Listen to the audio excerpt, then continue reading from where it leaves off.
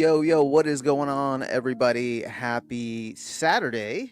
It is the weekend, and we are live. Now, this is supposed to be a Trinity Talking tournament.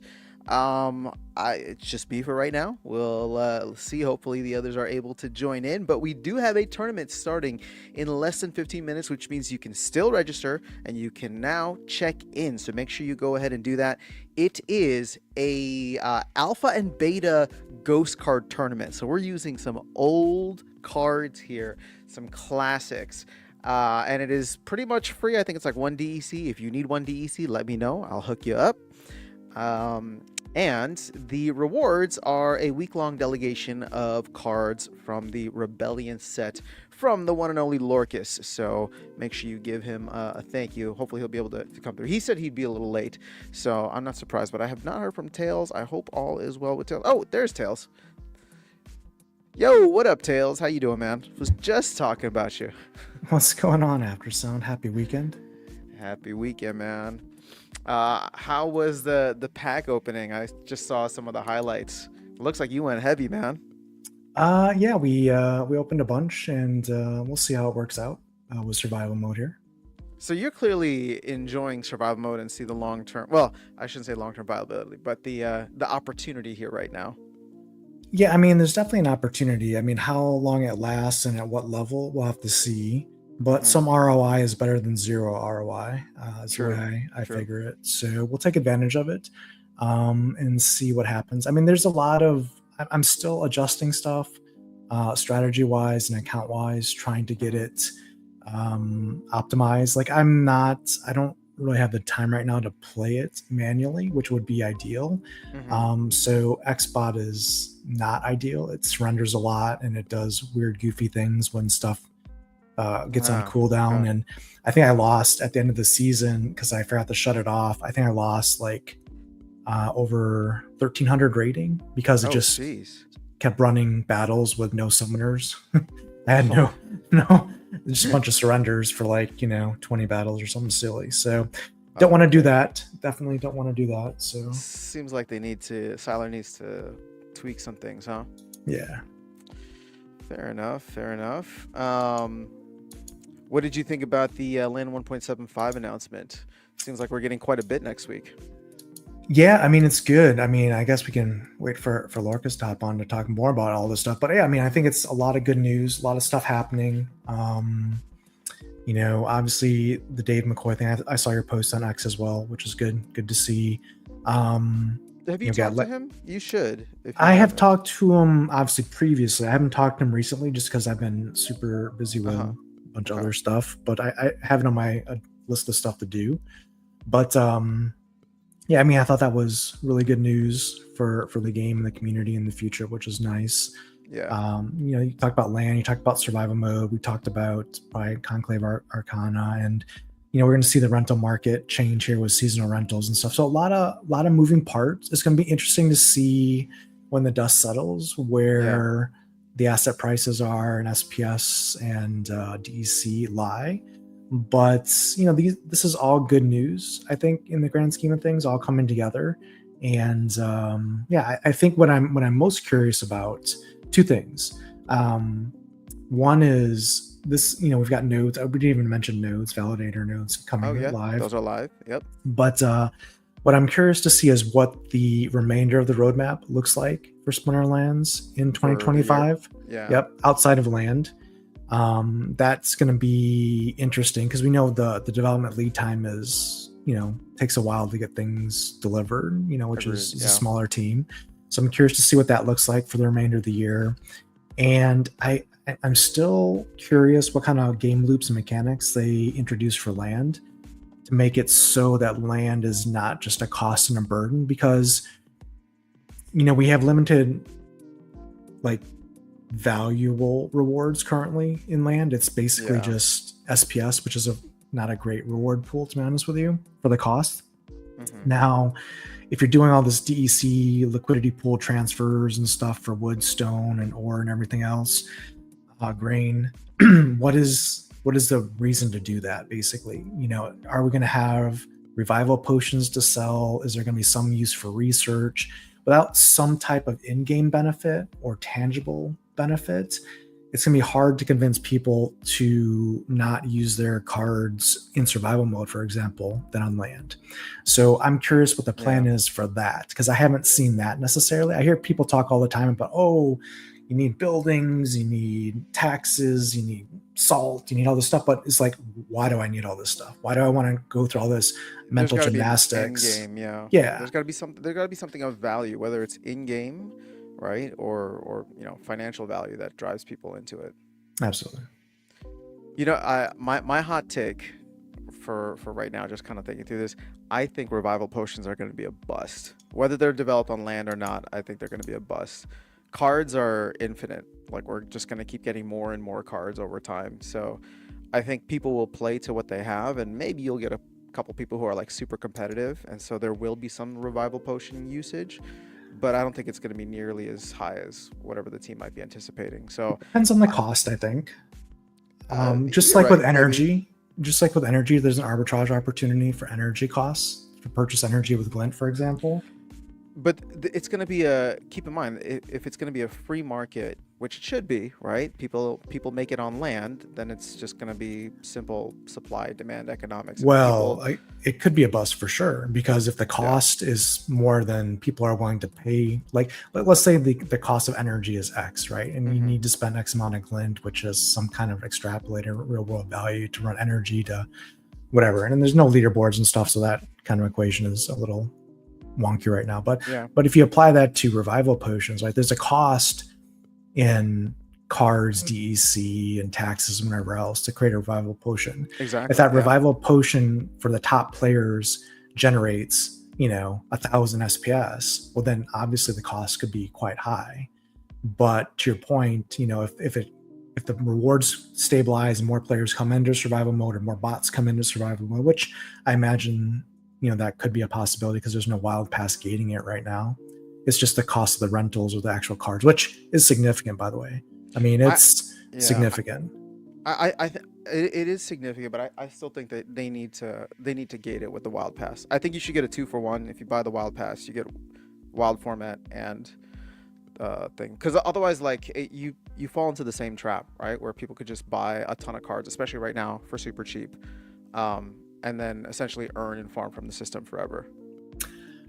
Yeah, and we see how that works out. I mean, we see all the folks that bought up the reward cards prior to land for Hmm. rentals on Splex, and Splex I don't even think even exists anymore as a rental service, right? So, you can see how that went for people that were getting like 100% ROI for Yeah. rentals in a day or a season, whatever. I mean, if you didn't, obviously rent it for X amount of period, you didn't get your ROI because assets haven't gone up in value and you're not able to rent those cards anymore. So again, any bot owner or whatever comes in and buys a bunch of cards right now would be taking a significant risk, even at the price of cards, because you need a significant amount to be able to earn in that game mode, right? At the Well, high levels. here's the thing: the wild pass, it's not just for bots. Like it's for people. Like here's the thing: I could choose not to spend another dollar in this game, and I could farm rewards in perpetuity, right? And it'll be diminishing over time, but I will still be able to farm rewards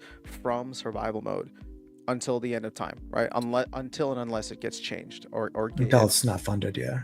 Well, Yeah. So until it's not funded or until there's some gates. I agree. I so mean, like I'm yeah. 100% behind. I mean, obviously, you'll never hear me necessarily be against something that um, eliminates bot farms from our ecosystem and rewards and the ability to extract. So I Hmm. agree with you 100% there. Whether that's including it in a wild pass or creating its own pass, I mean, I think right now including it in a wild pass makes sense with the option to change it in the future if rewards go up or SPS goes up or something like that. I think that should be something Yeah. dynamic like pack pricing because things get skewed when token pricings change. But I do agree. It allows you to print rewards indefinitely for which is a loophole at some Yeah. point. I think what would actually be really cool, and I think that the team. I'm just like thinking about this off the top of my head. So if it's a bad idea, feel free to rip it up and run with it. But everybody talks about battle passes, and we don't have to have like a traditional battle pass, But if you want to drive value to this stuff, like modern format should be where people can come in and new players can just kind of play for free, right? You get some cards, you could play, and you get your energy. But if you kind of package wild format, survival mode, and then let's say like a specific kind of a promo card, right? That you can only get by maybe playing X amount of battles per season, right? You earn that much BCX. So over time, like it's like another way of earning this promo card. Think of like what's that other game that we talk about? Parallel, right? Where Mhm. where again it's not traditional Splinterland seasons. Maybe it's like a 3 month thing where so you play through 6 seasons, and let's say every season you earn 1/6 of the BCX required if you knock out like this amount of battles, use all your energy, you know what I mean, like, or play this many games in modern. And so therefore now somebody's coming in, if they want to get through the whole free to play version, they play in modern, they have fun with that. But hey, buy this battle pass, right? Or this wild pass that can be rebranded to a battle pass. And I would even say increase the price from 2,000 DEC to 3,000 DEC, and give the team 1,000 of that, right? So that now it's going to fund some of the costs of like this promo card. The rest of it gets burned, but then you get access to all these other game modes, and you can start building up towards getting this promo card, right? Which I don't know, to me would like add value, and that's like something where they can like kind of like slowly build a a battle pass from the ground up, where it doesn't need to be something that's like fully fleshed out. It's like, hey, here's the battle pass. It costs 2,000-3,000 DEC per season, and these are the benefits that you get. Oh, we're adding something to the battle pass now, right? Or we're adding this X, Y, and Z. So I don't know. I'd like to see them do more stuff like that.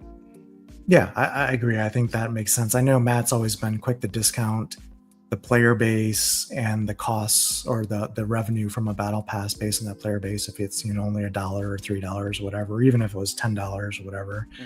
But you got to start somewhere, and it's as long as it's a win-win for both the team, the game, and a win-win-win for the players. Like, I mean, it's beneficial to pay for the battle pass. I mean, there's value in the battle pass. Yep. Then it's something that should be done. And to your point, I think you could start incrementally doing that with the wild pass, including survival mode and promo card and other things like that, and continue to add value and add stuff to the pass, and then reevaluate the pricing as time goes on, as you add stuff perhaps.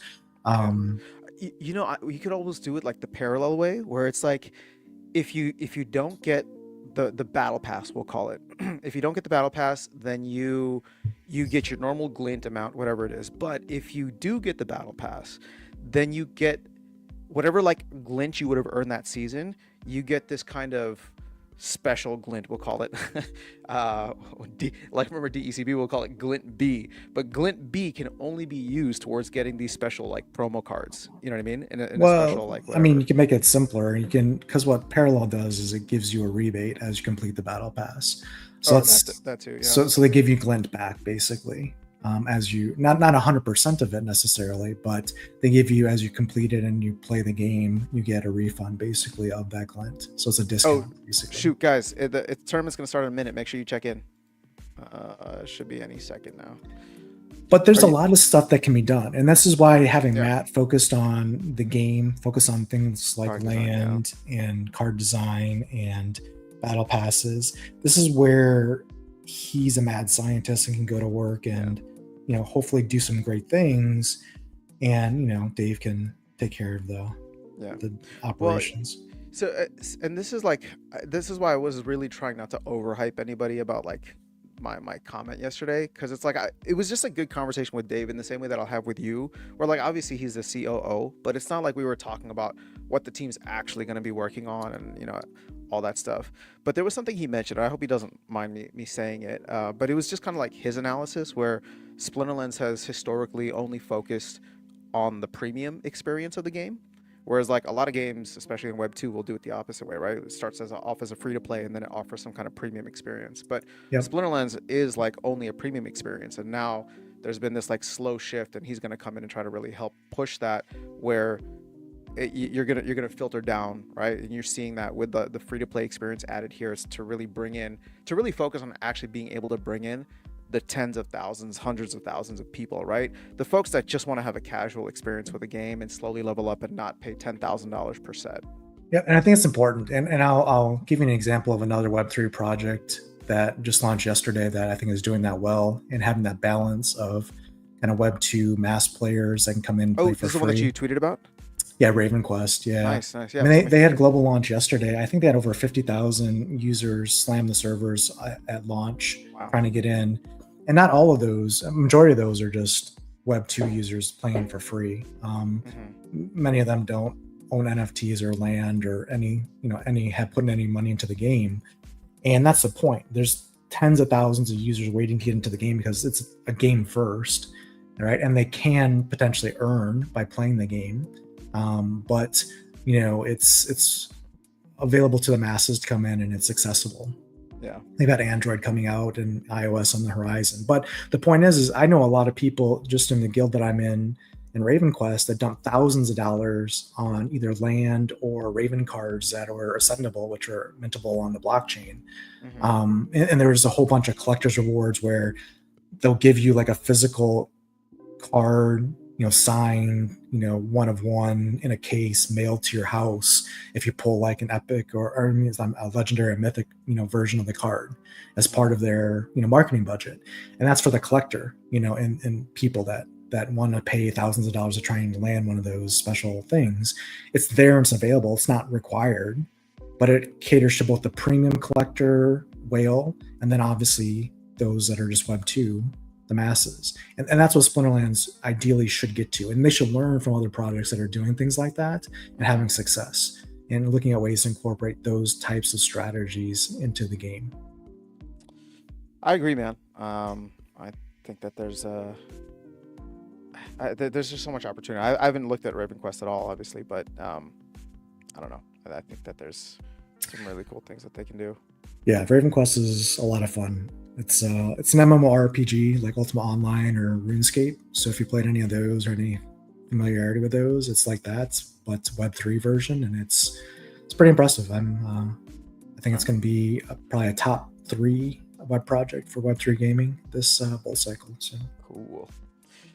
All right. Well, I always say I'll make sure to check it out. So I don't know if I can trust myself with those words, but I'll say it again. All right, let's hop into the chat here. I just put in my team, so while we wait for that, Bananas says, "Oh dang, I have to miss this one. Sorry, Bananas." When Beaver, Lunacy System, what's up? Ankh is in the house. Thank you. Wibble, what's going on? Ghostly BG, Ankh coming in from Twitch as well. We are live on Twitch, X, as well as YouTube. So wherever you guys fancy, go through and watch there. Merlin's Matrix, Skyer, what's going on? What's happening? We're just playing a little simple tournament here, set up by Lorcas, who should be joining us in a little bit. Hector Martinez, what's up?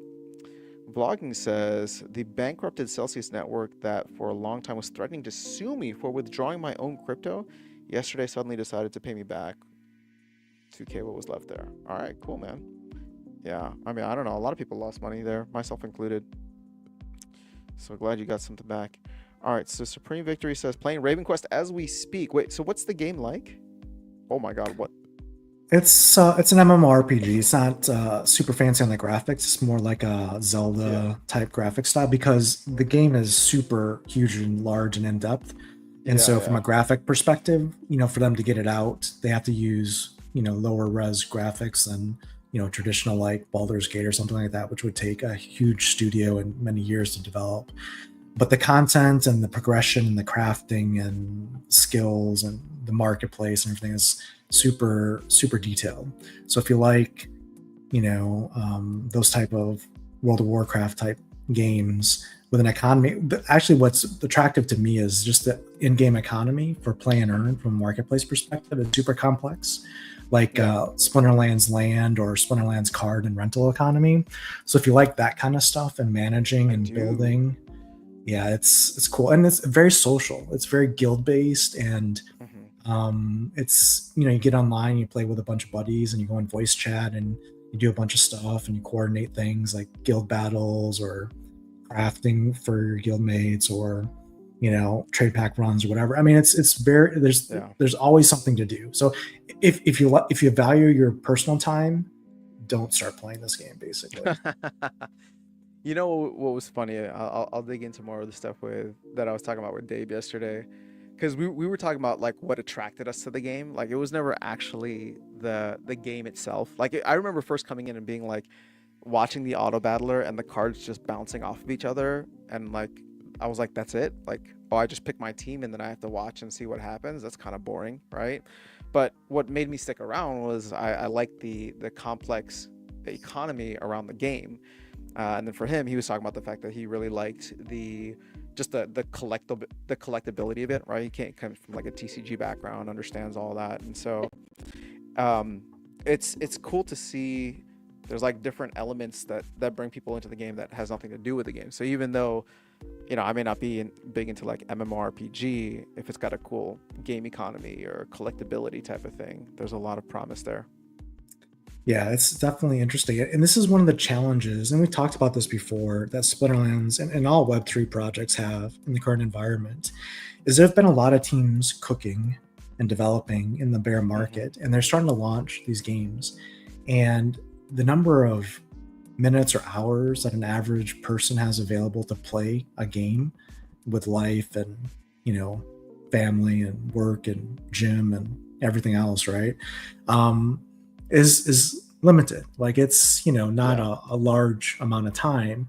And when you have all these projects doing some really cool things, like you've got, Parallel, you've got Raven Quest, you've got Off the Grid, you've got Splinterlands, you got all these games that are doing really great things. Your time span and your attention span is more valuable probably than most people's wallets depth in a lot of Hmm. cases, because you just only have so much time in a day, and how you spend that time is the most important part, right? So Exactly. this Yeah. is where Splinterlands, I think, we need to engage the player base and community to want to come here, to want to look at the rental market, to want to understand the cards, the meta strategies, the lore and stuff like that, because they want to stay and they want to spend their time here. If we don't have that, we're always going to be a super niche and small community that can't grow and expand, because all these other IPs and projects are taking all that mind share, all that Twitch time, all Hmm. that game time from players, and there's nothing left for Splinterlands in the capital market or the time and attention market. So hopefully we can do things here that add different game modes, different reasons Bro, to come and log into unreal. the website. Yeah. Sorry, I hate RNG. Congrats, Splinterlands. Are you? You better win the whole damn thing now. No, I agree with you. And to kind of like take this full circle to the other game that we always talk about. Um, that's why I was excited for like Parallel Colony, like Mhm. that. Integrating that AI thing, like it's like The Sims, but then you really don't even have to do anything, right? And I remember playing that as a kid and being like, "Oh, this is kind of cool," right? But now it's like, wait, this guy's just doing his own thing. I'm like, I just go in and it's like catching up with a friend every so often, be like, "Hey, so what did you do?" Right? Or I guess more like an employee, right? Yeah. Yeah. Which is interesting. Imagine if you could talk to, you know, like here. Remember Matt was saying, "Oh, you can go. Maybe we can tap into the whole AI agent thing and how you're playing, how they can play Splinterlands." Like, imagine if I could go to my bot and be like, "Hey, you lost this game to DRM Lite because you use this. Why would you do that? Like, pick a better strategy next time if you're gonna face Tofu or if you're gonna face this opponent." Right? And stuff like that that you'll be able to do in Parallel Colony should be interesting. Yeah, it's definitely it's a totally different type of engagement. You can be as active as you want or as hands off as you want, because you're Hmm. basically, it's kind of like a Sims, God mode type of thing, where you're more Yeah. of a influencer and a spectator more than anything else, but everything's on chain. So it's minting items, and you can mine stuff, you can do battles, and you can grow your skills and your abilities. And so it's amazing what they've done. And they had the preview, the demos, live demos at Parallel Worlds 2 weekends ago. People were able Oh, to play nice. it on mobile and see it and get a feel for it. It's amazing. So I think that's going to be very interesting. Because to your point, you can basically catch up. You can let it play for like 16 hours while you're at work and doing stuff, and then at night just quickly log in and see what happened during the day, catch up, and provide some brief input, say, hey, do this tomorrow, or focus on this, or why don't you go talk to this person or do this, and give your AI agent, basically advice or whatever, influence, and then it goes off and does what it needs to do, and it's all on chain, and it's very intuitive. So that type of game is kind of interesting, because it's really going to be interesting to see what kind of mind share and what kind of adoption that gets, because it's really creating a new genre of games. Now, the closest thing you have to it is probably like a Sims type of game, which was wildly successful as a game franchise, number of users and amount of revenue it created from that. So we'll see. But this is what I talk about is these Web3 projects, these games. Like Colony is going to be released, I believe, next quarter. So within the next 3 months. Q1, remember? Well, the demo is ready to go. So Okay. they've got people like It's just funny. beta because it's testing, like everything, closed beta testing. Yeah. And mobile is launching. I saw that for them in the Philippines, I think March 25th, and they've already got it pushed out to I think a couple hundred testers already. So yeah, I mean, look, development and delivery is everything in this business, and it's complex. Can you miss something by a week or 2 weeks? Sure. That's feasible. Can you miss it by a whole quarter or a whole year? No. those are game breakers, unfortunately. Yep. So do you have an avatar? I do. I didn't never bought one, but I actually won 2 of them. You won 2 of them. That's from awesome. community activities. Yeah, you've been participating and you're getting rewarded for it.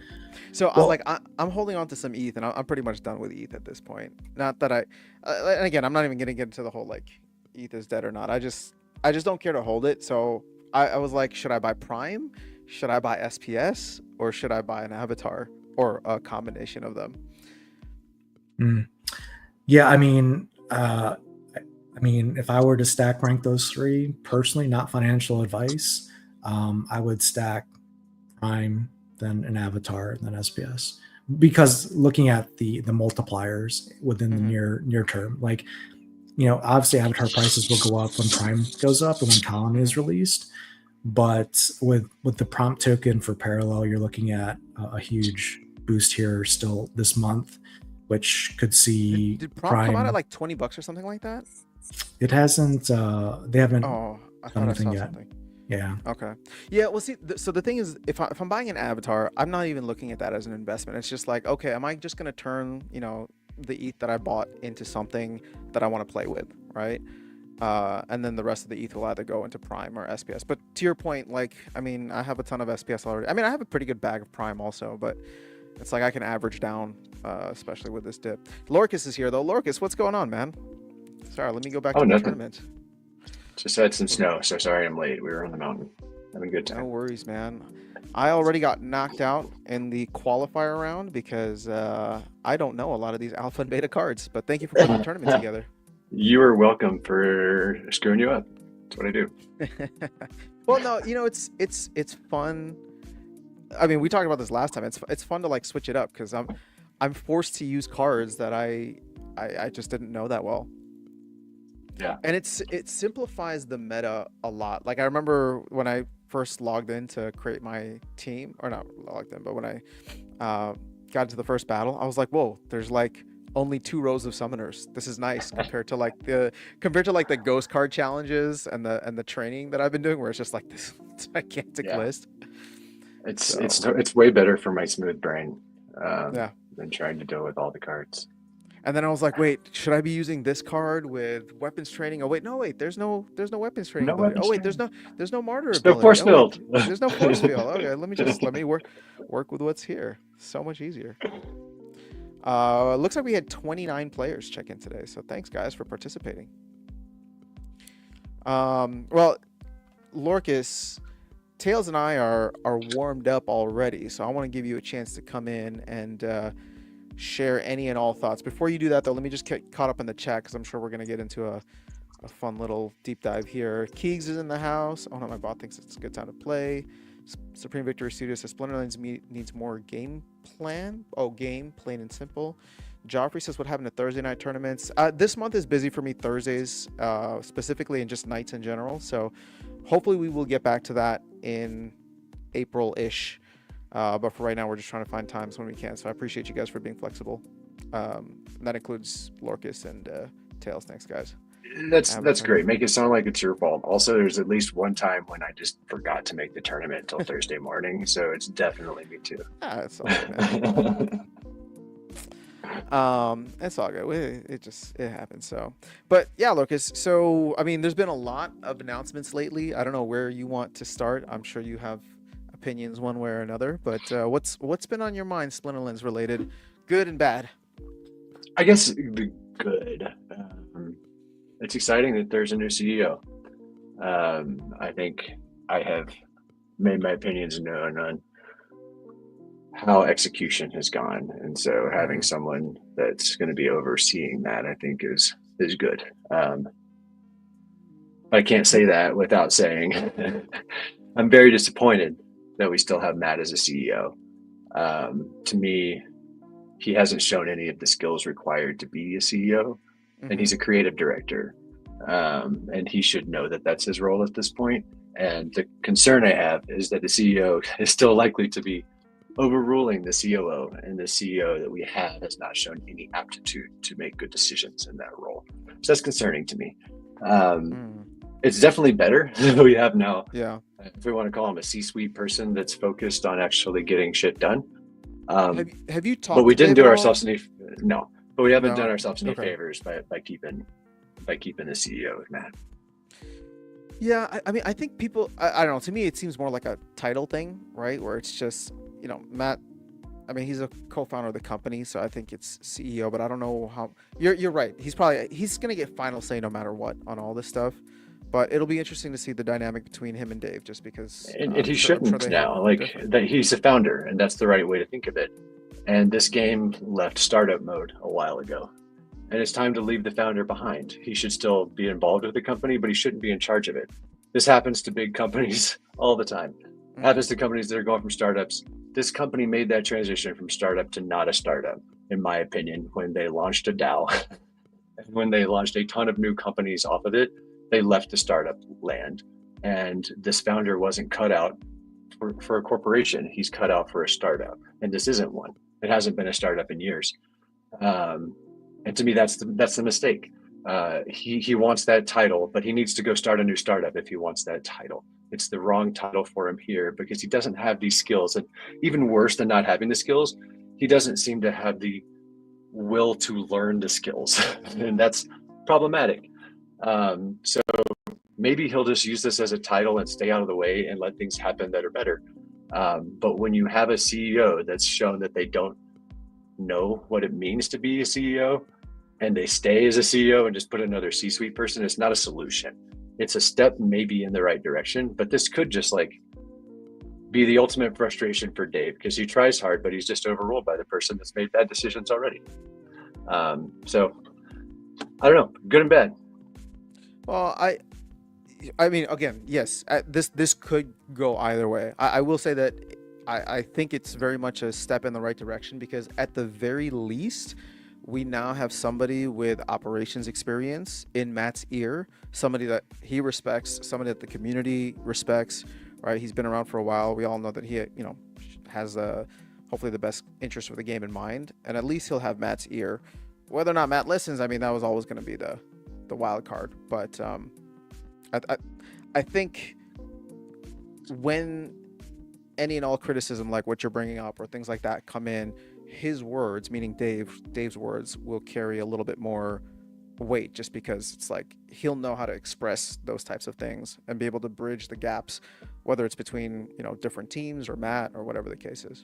Again, I'm being optimistic here, but that's definitely the optimistic look, and I hope that happens. I want this to succeed, obviously. I would say and we should. I would say instead of speculating on this further, on what the relationship might be, I would highly recommend you catch up with Dave sometime. I mean, he's just a chill dude, and I think he'd probably want to hear a lot of your perspective on that too. Just because I have no problem with that, but Dave's not my concern. I mean, I'm happy to catch up with him, but he's not my concern. Fair. Okay. Well, then maybe you should catch up with Matt. No interest. Oh man, you can't be saying that he needs to work on stuff and then not actually bring it up to him. I can. I'm doing it right now. It's not like it's a secret. Like this is a public stream, right? We publicized it on Splinterlands. I do not No, need to they've have all an been public. individual come. I do not need to have an individual conversation with him. If he wants to ask me about it, he's welcome to. But I'm not going to go seek Oh, out this okay. conversation. I got shit to do. All right, fine, fine. So if Matt No wanted to way. talk to you, you would talk to him. Sure, I'm not. I don't have anything against talking to him, but I have. I've made my opinions out there. We have people like Tails that have made very detailed videos for 4 years now about things that are troubling and that should be addressed. How many times has Matt reached out to you, Tails? None specifically, but I think he's watched some videos from time to time. That's my point. It's out there. It's out there. If he wants to have a conversation, he has a keyboard. There you go. All right, Liberty Guy saying Lurk is coming out swinging. Joffrey saying SPL will not succeed until they have every card as a non-earning card and can compete on ranked ladder exactly like Parallel does it. I don't know, man. I would love to see more modes, but I think that's further down the line. All right, so we got the CEO thing out of the way. I know land is not a big focus for you, but it's coming out, so at least it's being delivered, and it's being delivered in the time frame that they gave last year, I have which 2 was tracks Q1. and 2 keeps. I wouldn't say it's nothing. I just don't believe Oh, them that they've done anything interesting with it. why did I? So you have 2 tracks and 2 keeps, but are you like focused on building them up? I've got like maybe 40 or 50% of it that I use. I pulled a bunch of I stuff off remember that incorrectly. My to bad. make ranked better, and I have no interest in putting it back while survival's around. Gotcha. So Okay. it's not that I substantial land, at least in my perspective, nothing compared to the big people, but I have land. But I've argued this entire time it has zero value to us as community right now. Like it's Yeah. the wrong choice to be spending money on, and it's what's happening isn't better. Like what's there now, like what they're promising for 1.75, that doesn't make me want to use it. You kidding? So, not that this is going to happen, but keep in mind that Cryptomancer is technically a DAO employee now, right? Which means that if the idea was good enough, we could submit a request to have him change focus. Now that 1.75 is coming out, what would you want to do with that resource? What would you want to do with specifically Cryptomancer? Where would you want him to focus? Like my vote would be guilds, but I'm just curious if you had final say, if you owned 200 million SPS and could tell him exactly what you wanted to do, where should the focus be? At this point, I don't know. Too many holes in the ship to plug. Well, it's not. That's not really it. It's just what I want. Then what I want him to work on is something that will bring in new players. And right now, I don't even know what that is. Like we've got pricing problems. That doesn't matter. He could write the Taj Mahal of code, and like, who's going to come for $4 packs? The answer is no one. I don't know. Like, I honestly don't know. There's a lot of things I think guilds would have high value for the people that are still here. It's potentially better onboarding if there's a better guild flow for new players. So guilds is definitely on the list. Well, guilds are good at retaining players because that was one of the things that kept me. But if your specific focus is on what will bring players in, yeah, I mean, I don't know. Like people won't come for the guilds. Is my point. Right. That's been my focus for, I don't know, at least a year and a half, is how do we stop hemorrhaging players and do the opposite? And that's how I framed every decision I've tried to make, is how do I make this game stay afloat long enough for them to get their act together and stop pissing off the whole player base we have and making it unattractive to anybody with $1. Like it's right now, it's impossible for me to see how you attract new players. So the goal, I guess, would have to be stop hemorrhaging players. And I don't use hemorrhage as the right word. I don't think we have enough people to even hemorrhage anymore. Well, we're definitely down to like whatever the bare minimum is here. I think at this point you've got your people who are ride or die until the bull run actually kicks in, if it does kick in. But we shall wait. I and mean, see. maybe that's kind of my point. Is ride or die makes it sound like there's 0 people buying CA. That's what you said to me with that statement, and I think that's actually accurate. I'm actually gonna. I would push back on that. Now, again, if we're talking about quantity, or sorry, if we're talking about quantity of people that will be buying packs, I think it's going to be low. But I also think volume is going to be really high, and the volume of like the people that are planning to buy packs, just because if you're seeing what's happening with like survival mode now, which we completely skipped that one as well. I want to get your take on that. And I know that you weren't a big fan of it, but now that it's out, I'm curious to see if you've just your initial take. But we're seeing people spend like crazy amounts of money. I mean, even Tails just opened up like 4,000 Chaos Legion packs, right? So there is something driving the current player base. But to your point, I don't know what that value is going to be.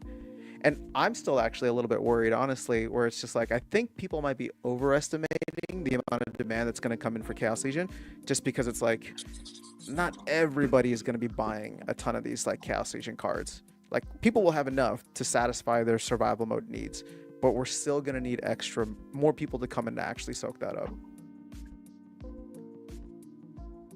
Yeah, I think you're right. I was being hyperbolic with saying 0. I likely will buy some packs. I don't know. We'll see. But yeah, when I buy packs, it's normally like not like 10. So I think that there's potential for good volume there. You're not wrong. I don't know how the game's sustainable if we just keep tapping the same people though. Yeah. Well, I mean, just like every other game, this thing is only going to get saved by a bull run, in my opinion. Like, when people are irrationally coming in looking to make money and then stick around because the game is decent and the community is cool, like that's what happened last time. I would expect nothing less this time if it does happen, right? You get that same kind of flow of people, and hopefully a better game experience. But yeah, I don't know. Tails, any thoughts? No, I mean, not specifically on this topic. I mean, I think if you look around to your left and your right, and you look at who was on Splinterlands TV, who were content creators from even a year or two ago, I mean, there's very, very few left, and that's, to Larkus's point, that's a problem. So we need to attract new players, but we also need to do, as part of the marketing, bring back the older players that were here before and give them a reason to come back. If they have assets or if they don't have assets. And I don't think we're there yet, but I'd be curious to see if there's any plans to do something like that. Yeah. All right, let's catch up on the chat. All right, Keek says, not sure if you have yet, but are you locking the delegated cards out of survival? Yes, I do. Okay. Keek says, I think Dave will free up Matt a lot, which I think is good. Yep, that's the hope. Daniel Smith coming through on Twitch says, I basically stopped playing now. We need Battles 2.0. I'm going to beat this dead horse some more.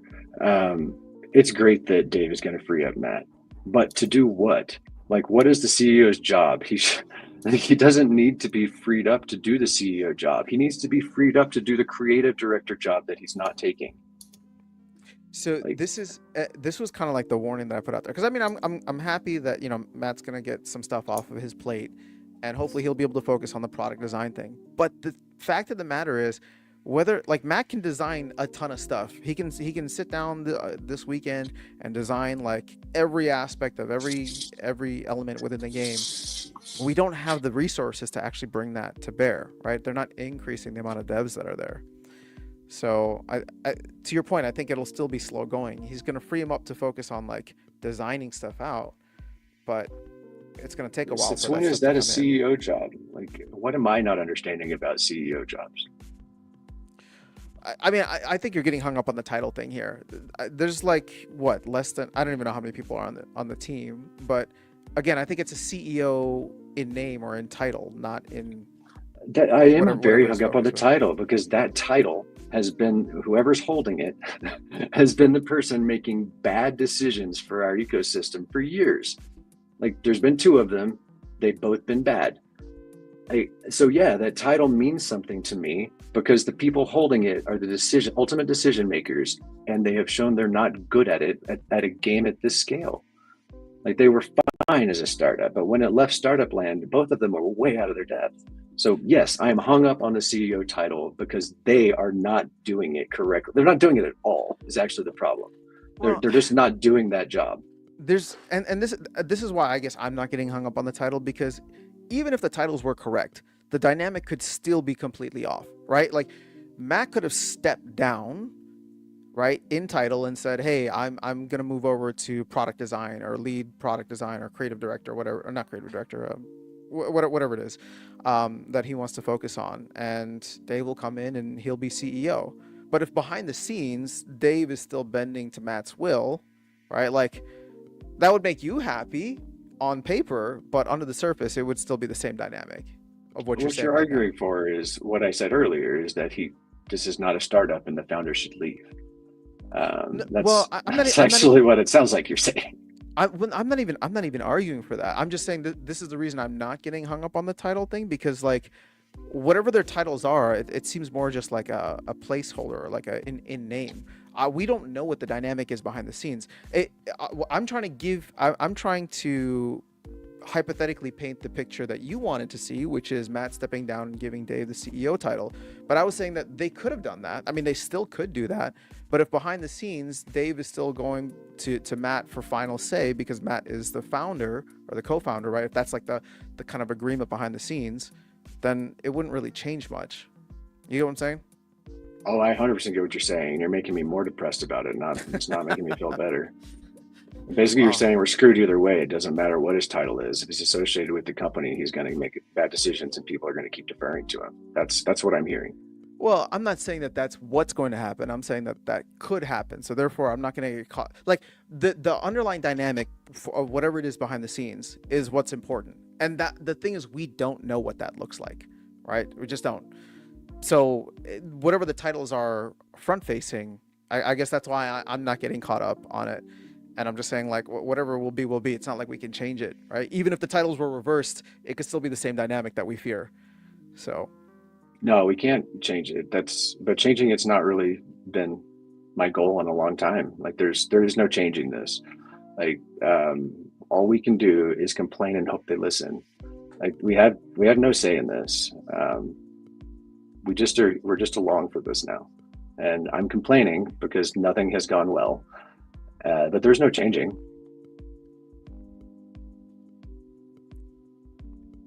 okay. So, well, I Like mean, yeah, there's yeah. zero pathways to making things better that I can see.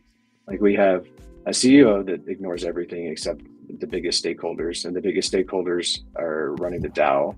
And then what else is there? Like, what is our pathway to like solving our big problems? Well, I mean, at the end of the day, you either trust the company or you get out. Basically, it's just like, if you look at other corporations in the public eye. I mean, if you don't like what Musk is doing with Tesla, sell your Tesla stock. If you don't, like That's what such a simplistic Zuckerberg's, view. Absolutely not. That's what certain people do. That's just a silly way. To me, that's a silly way of doing things. If you don't like it, get out. No. but If you you have don't no.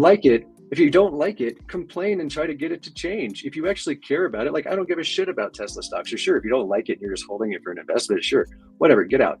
But that's not why I'm here. I wanted this to succeed. It's not a get behind them, trust them, or get out situation. That's a complete straw man argument. It has nothing to do with like my situation, or I think most of the people in this channel situation. If you're here for earnings, you got out a long time ago. You're here because you want this game to succeed, and that's not a support the team or get out situation. It's just not. Well, I mean, you just mentioned that. I mean, just to play devil's advocate, Lucas. I mean, you just mentioned that you have no ability to influence the political environment or the leadership at Splinterlands. So are powerless. So if we're powerless to do, we're all just along for the ride. You can voice your opinion, but if they've proven over the history of time that they're not going to listen to your opinion, and things are not going to change based on community polls or votes or whatever, then you really have the option is either stick with it and just be along for the ride as a passenger, or you can leave. I mean, that's really the only viable option. The other option is just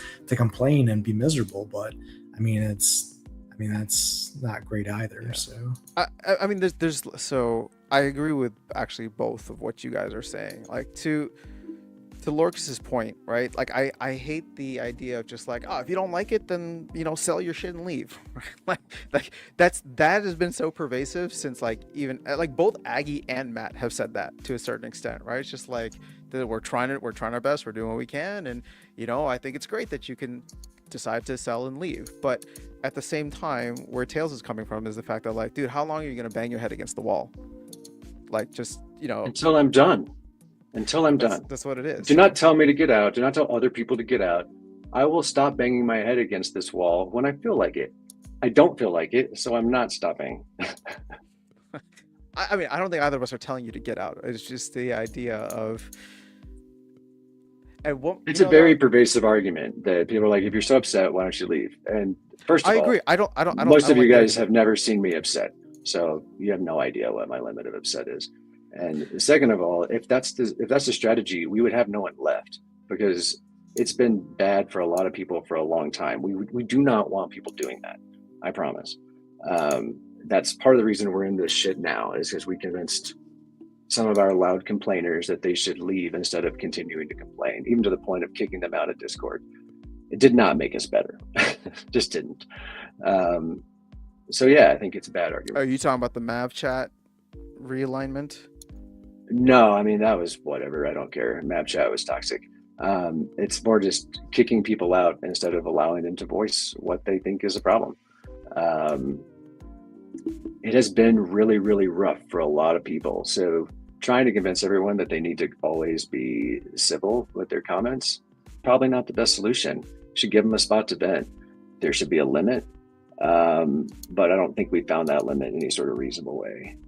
So we haven't done well in a lot of different ways. So I expect people to be upset.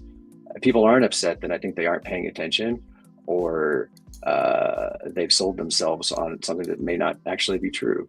So I think people should be upset. And that's not a reason to leave. That's a reason to want better. That's fair. I mean, again, I think that there's truth in both of the arguments that you guys were making. And we have seen a lot of people leave, right? They've been voicing their opinions. I mean, there's a lot of content creators that, or just people that used to make content or be more public facing, that made their opinions known, felt like they weren't being heard, and then left. So I agree. You don't want to go down that road, because the ultimate end of that path is nobody's left in the game. And that's not the direction I think anybody who's still around wants to see. But yeah, I don't know. I agree. I don't like the argument of just telling people to, if you don't like it, then up and leave. All right, let's catch up on some of the chat here. Geek says the earnings will jump a lot when Chaos rotates out. Well, yes. In Modern, it should. Well, actually, I don't even know. I think that the competition will just become much more diverse, right? It won't be so top heavy, because it'll still be the same pool. But like, let's say I go in and buy a bunch of Conclave Arcana packs to get like a bronze level deck. I'll be earning from the same pool, but I don't know. I think that's really the right way to think about it, After Sound, is that the issue with pack pricing is that the pool for rewards doesn't even make any sense compared to what it costs to get a full deck.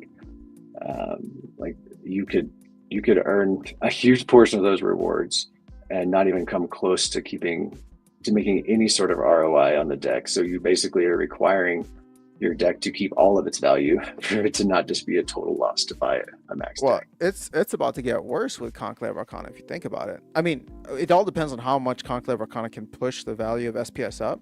But if you think about the fact that when Chaos Legion first came out, yeah, it was about 10 grand to get a max level deck. But SPS was higher, DEC was higher at the time. That's what you were earning, right? Like now we're at the absolute bottom, and we're flirting with the all-time low for SPS. So they're about to introduce the same, to your point, introduce the same level pack pricing, but the rewards are significantly lower. And just because somebody's going to double the amount of SPS or triple the amount of SPS that they earn, the pool's too small for it to matter.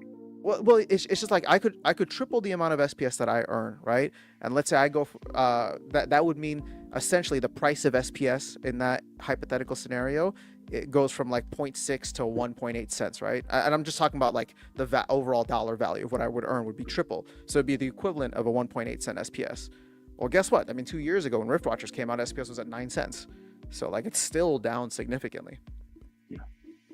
Yeah, it's. I think Tails has made this point multiple times: is that the pack prices have to be rationally tied to our token, and right now they're tied to the dollar bill. Yeah, well, and they're not just they're tied to the dollar bill, and then they do this flywheel effect, and DEC's just been the most abused token that I've ever seen in my life. Vouchers are pretty abused too. Dude, vouchers aren't even a token. Vouchers are just like vouchers. Like there are shit coins, and then there are vouchers. Like SPS is a shit coin, and vouchers are a shit coin of a shit coin. I don't know what you call that, right? Like vouchers literally just should not even exist. They're a meme coin. Yeah, they're. I mean, meme coins actually have the potential to do something though. Vouchers have the potential to do something down too. Is to go down in value more. I just like vouchers. I like to look at that chart. If somebody were to ever actually even look at that chart, for them to go from like $25 at one point when they launched to I don't even know what they are, with the worst tokenomics ever. We're gonna print them to infinity, and we're not quite sure what you can use them on. And we're gonna change that every 6 months based on like what the community wants, right? And the community is spastic as it is. I kind of liked the proposal just to remove them, but I can see why it didn't win. I would have been okay with that. I think what they have now is good. It's just you have this massive overflow similar to DEC, and so, but again, to the team's credit, they have cut off a lot of the sources of DEC. The last one being the leaderboards, right? So there should literally be no more DEC flowing in from anywhere except for the cards that already existed, right? As well as SPS, which is where we want DEC to come from. Right. But no, that's great. It certainly didn't make my scholar happy, but I think it makes sense for the token for sure. Yeah. All right, Joffrey says, "Oh wait, so a competitive deck for a champion will cost 20 grand to earn $1.50 a day. Aren't they earning more than that? I mean, weren't people earning like $60 a day in survival mode for a little bit? I mean, that's only like literally a dozen players, and they have more than $10,000 in cards in survival mode. They literally have probably over 100,000. Yeah, true. So, our blogging says, I hear a lot of talk about bad decisions being made for the game. What should have been done then? Oh Jesus! How long do we have? How like far back in history do we want to go? We've covered this at length. Okay. Alright. I mean, like, you came on to rant, so if you want to rant, go for it, Larkus. No, I didn't come on to rant. I came to talk about the game, but so far we've had to talk about is ranting. I don't want to rant. I just got off a mountain. I had a great day. Good. All right. I'm glad we're getting you at a good mood then. All right. Supreme Victor Studio says, exactly. If you see something wrong, say he's what? Talking incorrectly, I think. Someone is not doing it correctly. Using the belly button? I'm in the comment section talking shit for like 4 effing years. Okay, I just didn't understand this one. Oh, say he's fucking... Oh, okay, so what he's trying to say, Victor... Okay, you know what? I think this is just a typo, and the grammar is throwing me off. All right, so Keeg says, my understanding is that Matt will be doing more creative stuff because of a lot of operations being handled by Dave, just because he has... Okay, yeah, we've talked about that already, but thanks, Keegs. I agree with you. Hopefully more decisions move to the DAO. I don't even know how I feel about that. Yeah, I know, right? Like we're actually really stupid as a community sometimes, but it's okay. We can't be. Just a great demotivational poster. It's about meetings, I think, but it fits for DAOs too. And it's none of us are as dumb as all of us. Wait, I've never heard that before. I like that. All right, so Joffrey says, I mean, it's just mob mentality. That's what ends up happening. All right, so who could trust Matt when he sold validators 2 years ago and said they'd be live in 2 months? I don't know if I Yeah, remember him there's a saying that. lot of that. He said the rewards would go live in 2 months or something. Oh wait, maybe he did say that they were gonna go live sooner. I remember they sold them at the end of May, and their goal was to try to get them out by like August or something of that year. Maybe you're right. And then Because like the point was like a you're month supposed later, to they're have to like, do something to get rewards. You're supposed to have to yeah, stake or something. Yeah. because I don't know. This is revisionist history, but I remember being upset about the fact that like even if the validators aren't ready, we'll still have the SPS rewards go live for them by August of 2022. And I was like, that shouldn't be.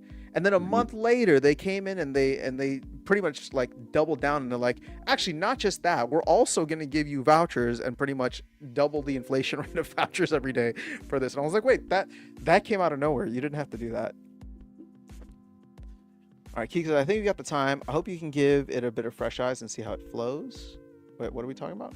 I assume just like changes in the game, how new things can come. Oh, I certainly, I don't know that I need fresh eyes. I'm very happy with the view that I've had of the game over these years. What I need is some fresh decisions, something that feels like they aren't just kicking me in the teeth with every decision. That's what I need. And I don't think that comes from my eyes. I think that comes from the team. Yeah. Just after some, because you made that comment, if you're curious about the history on nodes, if you go back and go to Peak D and do a search on validator node like release or validator node sellout or whatever, you'll see that they give the dates, and it's basically like what that says. It's the receipts are out there. It's pretty embarrassing actually, but you don't if you're curious, but. I mean, because it's not on the blockchain. That could make it worse. They could have put all these decisions on the blockchain. Otherwise. Well, but the thing is, the receipts are out there for a bunch of different things. I mean, remember in 2021, they're like, "Oh, land's coming out like soon, or next year or something." I was like, "Oh, I need to have at least one land plot. Let me go buy one of these land plots for $500." All right, Liberty Guy says, "Perfect. Tell me to get out when I got 85% of my investment been flushed down the toilet." I see. So like, there's a fraction of people that are here, or there's a subsection of people that are here because they love the game, and they're gonna ride or die till the end. And then I think there's a subset that's like just kind of in the middle, seeing where things are going. That's probably a majority. And then you have a bunch of folks who are just like, should have gotten out. Or sorry, not should have gotten out. They're like. And Liberty Guy, I'm not trying to take a shot at you. I'm just saying, like, I think a lot of folks are here just like hate, like when you have like a show or a book that you just like hate watch, or a movie that you hate watch because you're like, it's just kicked me in the teeth so many times, as Lorcas said, and I just want to see what ends up happening. Oh, I understand you. There you go. All right, so I bought every single CL Legendary Summoners for $240. Now there's pennies on the dollar. Man, it's so rough. Yeah. Yeah. This is why I can't bring myself to buy anything until it goes into wild format. All right, Keek says could try to get more power to the DAO. Dude, no, it's like arming a baby with a rocket launcher. Yeah.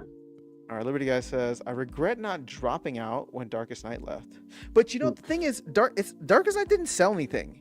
Like, the thing is, the game was never about like money for him. I mean, yes, there was the financial aspect, but like I think he just got bored. Actually, the big thing was he did not like the bot ban, which is something that he and I were always on opposite sides about. He did not like the bot ban in Modern, so I don't know.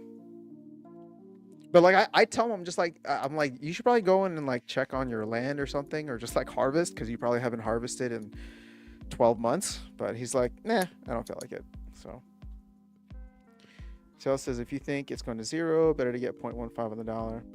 Well, yeah, I mean, it's the truth. If what the value of the stuff is important to you, and this money means something, it's better to get something than nothing if you think it's going. It's just correct. There's that investment psychology or philosophy, or psychology, philosophy, whatever it is, of like people are much more averse to like actualizing a loss than like, or realizing a loss than trying to like go for a gain. Meaning that like here's the thing, like somebody is down 85%, and you're probably looking out across the rest of the crypto ecosystem and seeing stuff like do a 5x, 6x, right? And there's probably a good chance that you could take your 0.15 out now and get that back to 100 in another project if you had done it. But you just don't want to sell at a loss because there's that psychological factor, that sunk cost. No, just sunk cost fallacy. Is that just the one? Is that what it is? I think so. But the opposite is true too. If something goes up 85%, people don't want to sell because it's going to keep going up. Yeah. Psychology, our own worst enemies. All right, Keegs has a question for you, Larkus. How could you approach it from a different angle? People don't often respond well to complaining. I feel we have a lot of reasonable people within the community that get behind good ideas. Yeah, I mean, I've tried to be involved with some of those, coming up with proposals. Honestly, Keegs, I'm just kind of at a loss. I don't know how to approach it anymore. Even trying to discuss with reasonable people how to get a reasonable decision across. It's the internet, and it can kind of devolve pretty fast into name calling, even among people that are trying to do a good thing as a small group for the community. Even beyond that, it's even harder to get the team to actually do something that this community has agreed on. So Bjangles has spent some ridiculous amount of time organizing different aspects of the community around different topics, getting lots of great feedback, and he is a great person for actually finding middle ground when people don't want to have middle ground. And so many of his efforts have just like flushed down the toilet because the team doesn't do anything with it, or it goes to a DAO vote where you have like people just not paying attention or making decisions that are poor for the community, or whatever variety of reasons. That the productive paths have just all petered out for me. I don't see productive paths to getting good information and good decision making happening. There's a lot of smart people in the community and a lot of people that care. And there's even been incredible people organizing it, and you just don't see anything come of it. You know, this probably is not going to come out the way that I want it to. I mean, no offense by any means, but it almost feels like Bjangles slipped into the role of Weirdbeard, but not unpaid. All right, does he have a weird beard? It's just like Weirdbeard was doing what he could to interface with the community, gather ideas, take it back to the team, but the team was just on a different track or didn't have like the kind of resources to do it. And just to bring it back full circle, that's to me the issue is like you've got the community doing this, you've got people giving good ideas, but the team has not accepted them. And for me, that team is led by the CEO, and that's the issue we still have. That it's just not taking input from the community in a useful way. I think that's an overgeneralization. I think they have taken certain things. Have they taken enough? Well, that's a sliding scale, and that's subjective. So I understand your point, but I do think that Matt has listened more than his predecessor. Has he listened to your liking? Obviously not. Has he listened to my liking? I mean, there's definitely more things that I think I would hope that he would want, but what is it that he's listened to from the community? I would love to hear that. Well, the bot thing was a big one. The bot thing would have never happened if Matt didn't cave, right? The bot ban in Modern, because for the first year or whatever, that was a DAO decision. It was a DAO decision. No, it was a DAO vote. But the only reason they gained any traction was because Matt said, let's try it in Modern. Before that, both he and Aggie were very hardline stance. This is a decentralized game. We don't want to police anybody that comes in. It was Matt that finally did that. And this was before he took over the CEO role. I will say that if that change had not gone through and Matt had hard blocked it, like Aggie and the team had done, when I say the team, both of them had done previously, I really think the game wouldn't be here right now. Yeah, I mean, but a lot more people would have lived. Well, I just think the economy would have been driven into the ground so much faster. I mean, we're already having to dig out of so much debt from bad decisions. I think it would have been unsustainable, and it would just kill the project. I mean, I think in the last week in crypto, I think there's about 5 or 6 projects that have shut down, just completely gone belly up. Actually, yeah. So I mean, it's I mean. So I will say that Matt has, I think he's been reasonable in his stances. I think he pushes it back to the community to provide inputs for them to take action on. I don't think there's anything he's basically said, I won't do this and I don't care what the community says. I think what in a lot of cases there's not been clear community decisions or traction on some of these critical decisions, and it just has never gone to a vote or anything like that for some of these. So I don't think he's not been I would say open to making changes. I just think that the ability for the community to push changes for Matt to make decisions on has been not ideal, not great. And I think also that they have not gone, the team has not gone to people like B. Jangles and other leaders of the community like Dave McCoy and others and said, hey, give us your best ideas. Let's see if we can implement them. I think there's not been that two-way street of going to your power users and saying, what do you want to see? Which would be more efficient in many cases than DAO votes, personally, I think. So yeah, I guess that's my issue, is that the only things I've seen him do was when he yelled that someone needed to have a DAO vote and a DAO vote had happened. I don't see him engaging with the community other than if you have 50 million staked SPS, and don't love it. Oh, that's fair. I mean, because I agree. I mean, when you have folks like B. Jangles that's really trying to take the time to gather opinions and feedback, you want to at least show. I don't know. You want to try and like incorporate some of that. Well, I mean, there's maybe you agree with it, maybe you disagree, but yeah, like it's. Sorry, I didn't mean to cut you out, Tails, but it's just like you want to interface with that more. Even if you disagree, you're not going to implement it. I think it'd be interesting. I mean, maybe this is why we miss those town squares that Aggie used to hold. I don't know. Well, it's about community engagement. You want to have a engaged, opinionated, and kind of like rabid community, right? Obviously they're not always going to have the best answers or always positive, glowing feedback, but the communities that show consistent organic growth, like, let me give you this example. For everyone on this stream, have you gone out to your neighbors, to your friends, to your family and said, hey, you got to play Splinterlands because this community is so great and we're doing such great things and we're innovating and this is the hottest thing since sliced bread?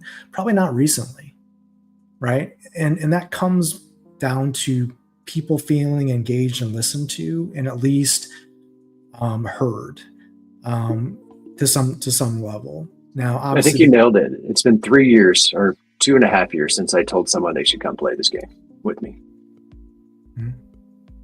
Yeah.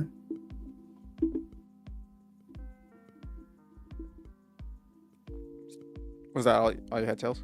I think it's an area for improvement. Like if Dave's listening to this or Matt's listening to this, I think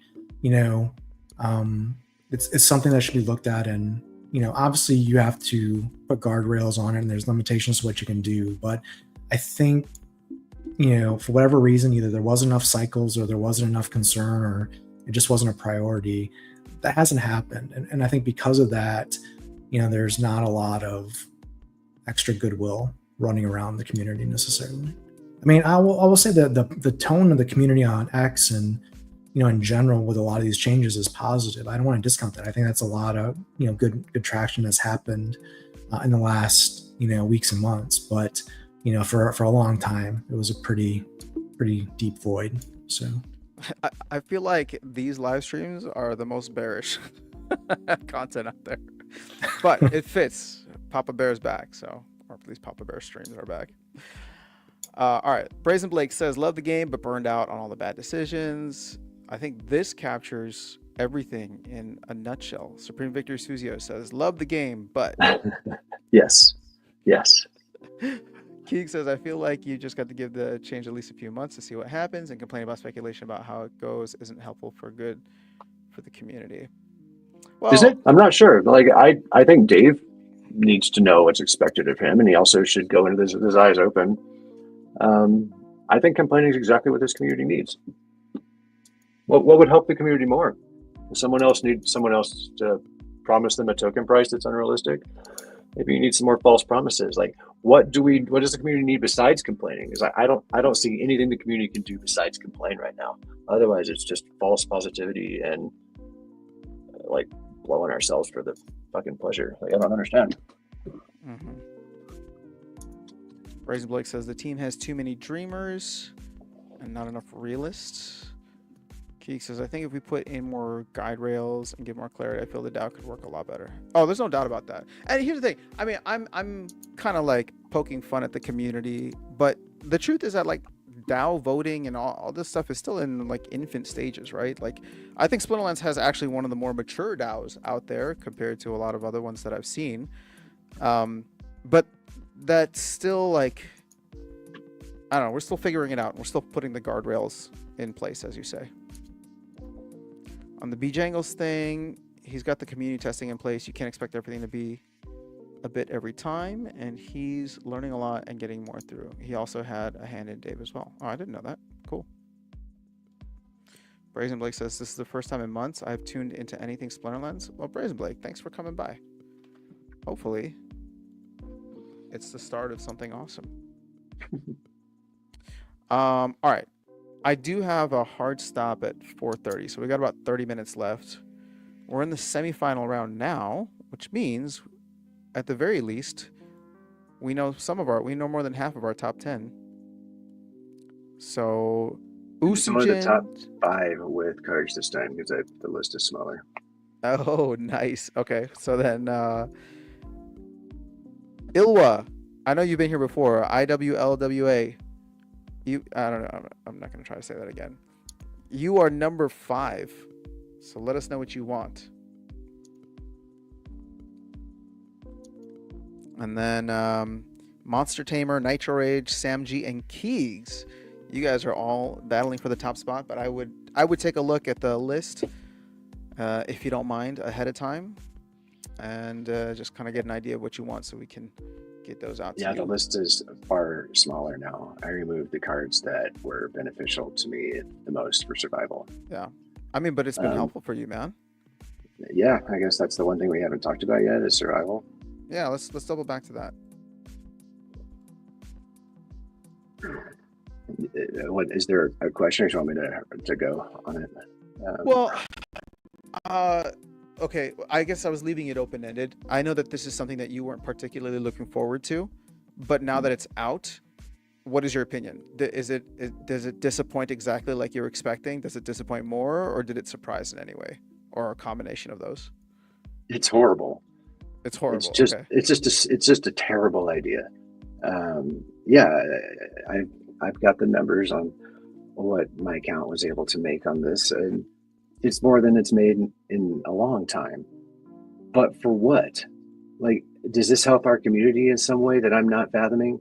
Is this somehow getting more people in? Is this somehow keeping people from leaving? I don't think so. I don't think it's doing any of those things. It just added another SPS faucet. And a big one that's really aimed at bots and people with large collections. I don't like it. I didn't like the idea, and the implementation's even worse.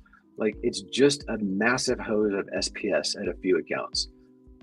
For what reason? Like, why is this better for the community in any way? Well, it has...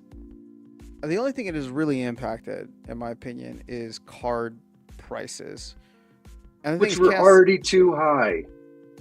No, but it's impacting the other ones, not Rebellion. Don't care. Chaos Legion's also too expensive because it's valueless. Like, it should have no value. Like, the only thing Chaos Legion should be doing is they should be coming ways to sink those cards into not those cards anymore.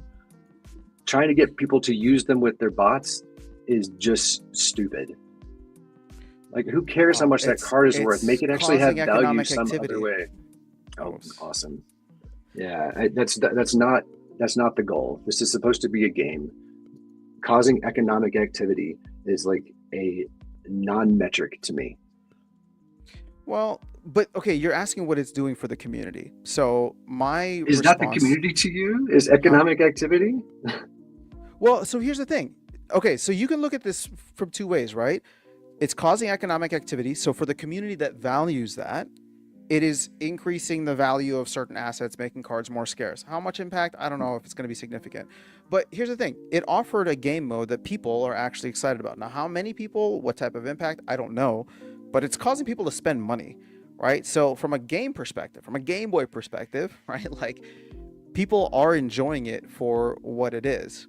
Now, the reason it's not ticking any boxes for you, and rightfully so, at least from my perspective on your perspective, is the fact that it's not doing anything to bring new players in, which is what we've been wanting for a long time, which is what the team has been saying is their goal, right?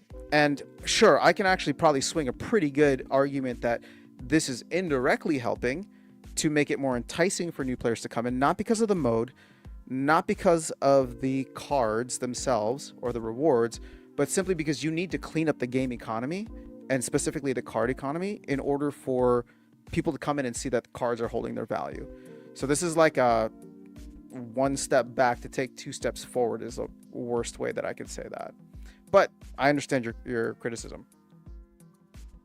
Yeah, I think my counterpoint is that it's also driving people away from this game. Like I stripped cards off of 2 accounts because they're way more valuable on my main account, which means we have less effective brawlers in our guild, and 2 scholars that are no longer there, for me anyway.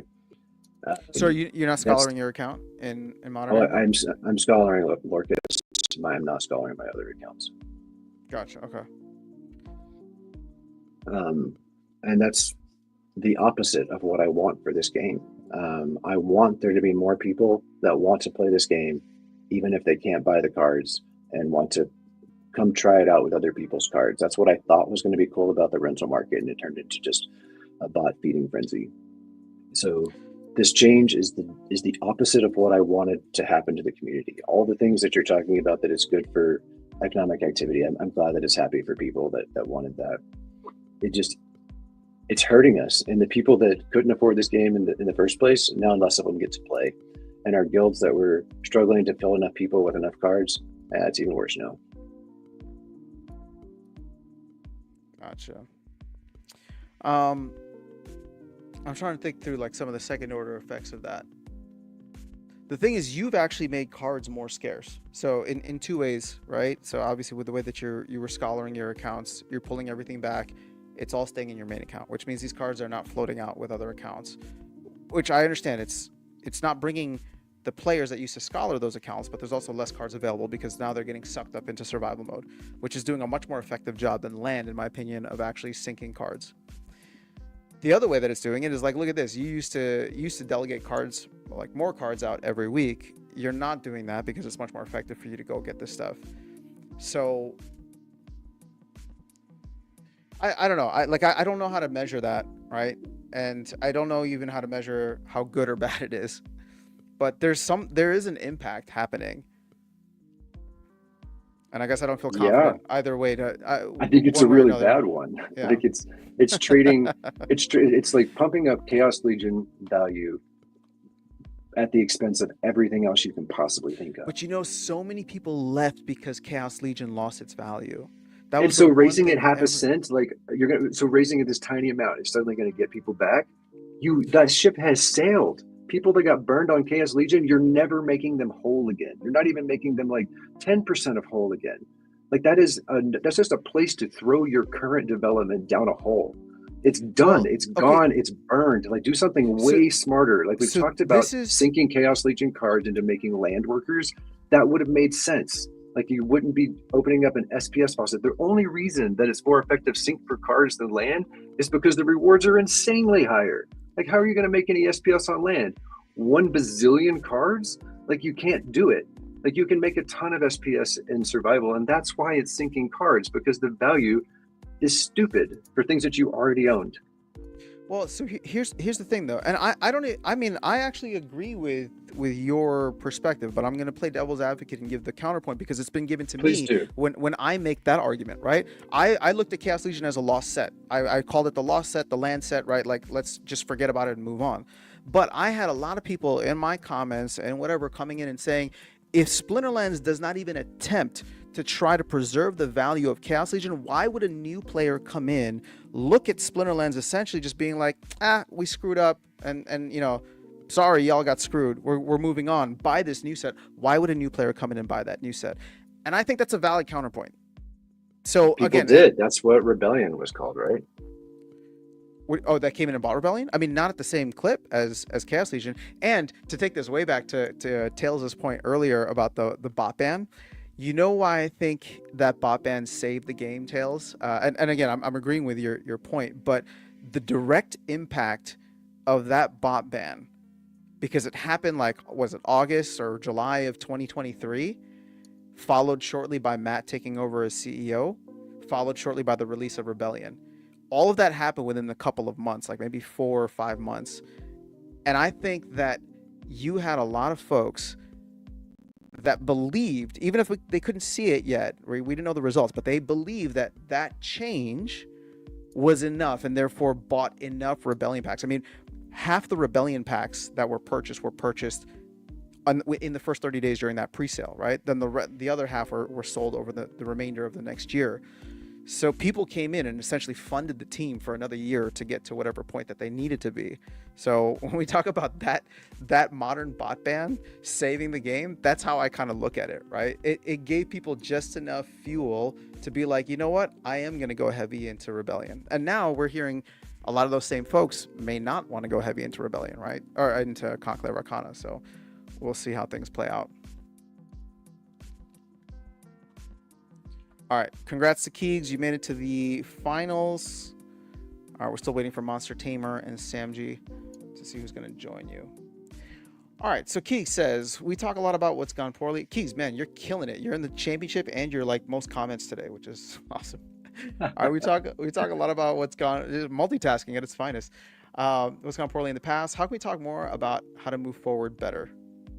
I mean, I try to give a lot of ideas for that. I think Tails does as well. Lorcas, you got any thoughts? I've kind of run out of them. All right. Well, I've gave all my ideas for many years, and at this point, everything that feels like a good idea to me. If everything feels like a good idea to me, feels like there's been a door closed on access to it. It's hard for me to see pathways to achieving any ideas I feel like are positive at this point. I'm struggling to see it. It's not very optimistic outlook. All right, Fusion says, all I need is one click harvest all button in the next 12 to 15 months. That'd be nice. Our video, it is not possible to communicate with our forums. Hive blogs needs development into discussion forums. Yeah, Hive blog is cool, but I really don't even use it as much for forums. Keys, we talked for years, but nothing seems to change much. I bought into land when it was pre-sale, still waiting. Yep. All right, Keek says, I have had a chance to chat with Dave recently. I think you should. Dave's pretty linked. I think he's talking to you. And I agree. I think you should talk with Dave. If anything, just to like, there's a new year there for you to give your ideas to. Both of you is what I meant. So lots of things changing. I'm not sure where you're looking. Brazen Blake says, I look at my game every day when I manually play Wild. Which I'm all things changing around it. I read Lorcas on these points. It does not help the game, just more candy for the same whale accounts and those of us who love the game but are watching the slow death. Keek says, it'll be interesting to see if the DAO continues to support the survival pool. If anything, it shouldn't have more than 1/4 of the wild or modern modes. You know, one thing I talked about with... The problem is that the DAO is controlled by some of the accounts that earn the most in survival mode. So they literally have to vote against their own best interest. So we'll see what that happens. Yeah. I was talking with Dave yesterday about like the future of SPS and how I don't know what happens when the distribution is over. Because there's been a lot of talk about like an SPS halving And while I think that's cool, the fact that the DAO can change its mind whenever it wants is something that you'll never be able to capture like full confidence in that. Although it's not a bad idea, right? But yeah, the last thing I want is like an SPS B or an SPS Lite or whatever you want to call it. Is that a conversation? I hadn't heard anyone talk about No, that. no. Holy It's crap. not. Nobody's Oh my talking about god, that. it just gave me a mini heart attack. Oh my god. I mean, I've said many times if they like if they're gonna introduce another token, I'm probably like done. Like, and not even in the sense of like, yes, this is the Bitcoin maxing me talking of like I just don't like to see more and more tokens. It's more so just okay, if we cannot figure out how to make the 3 tokens that we have in this game work, what makes you think that a 4th token is going to solve the problems? It's going to be a pump and dump, and this time I know better. Sell when everything makes sense, and then be done. All right, Keek says it'd be interesting if we can get a tally of how many cards are being used in survival mode. I would love that too, actually. I mean, I can tell you for mine if you're interested. I can get those numbers. Yeah, go for it. But I would love to see a global available cards versus depleted cards, and it'd be just fun to kind of track that over time to see how many people are playing, how many battles and such. Yeah, we also have to check the right time of season because they just all got reset. Well, the cooldowns will get reset. They do at this season end. What? Really? Yeah. Uh-huh. I have 0 cards burned right now. Depleted. Yeah. Oh my god, you're right. I guess me too. Yeah, my scholar went through like all my gold foils and depleted them all before the end of the season. They're all back. Wait, I didn't know that. That changes my strategy. Now I should have just depleted everything. Yep. In the season, deplete everything. I actually don't like that. It doesn't make any difference to me. The whole mode's stupid, so whatever. Fair enough. Okay, hold up. Let's see where we at. Are we in the championship? All right, Samji and Keegs. Okay, why can't we see what happened here?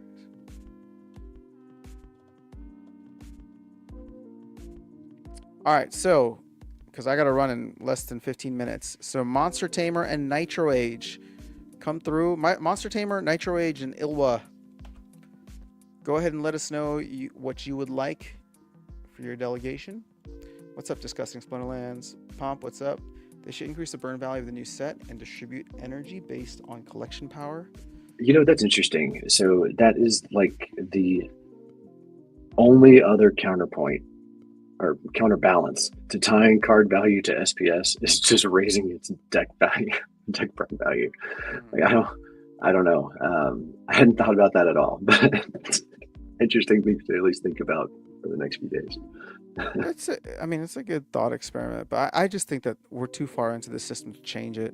I'm fascinated with the idea of like cards being the energy, like the just survival mode concept in general. But I think if they were to make that change and push it into wild and modern like that, like people would rebel. Yeah. All right, for my delegation, I prefer Lorcus, and after that, Fizbo. Sounds good. All right, well, you're most likely going to get the one that you want because you're in the top 2, so. Samji, are you in the chat?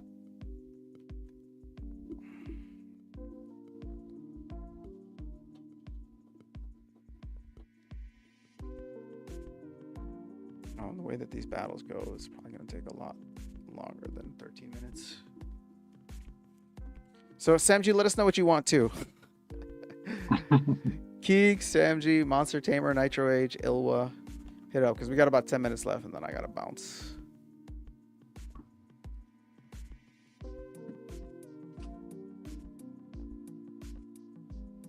Sorry, I'm starving. I am eating a snack over here. I realized I hadn't eaten since breakfast. All right, you're good, man. Earned it on that mountain, I'm sure. It's nice out there. We got like 2 feet of snow in the last week. Oh, fresh snow, huh? Yeah, it's nice. We're supposed to get even more over the next week, so it's good.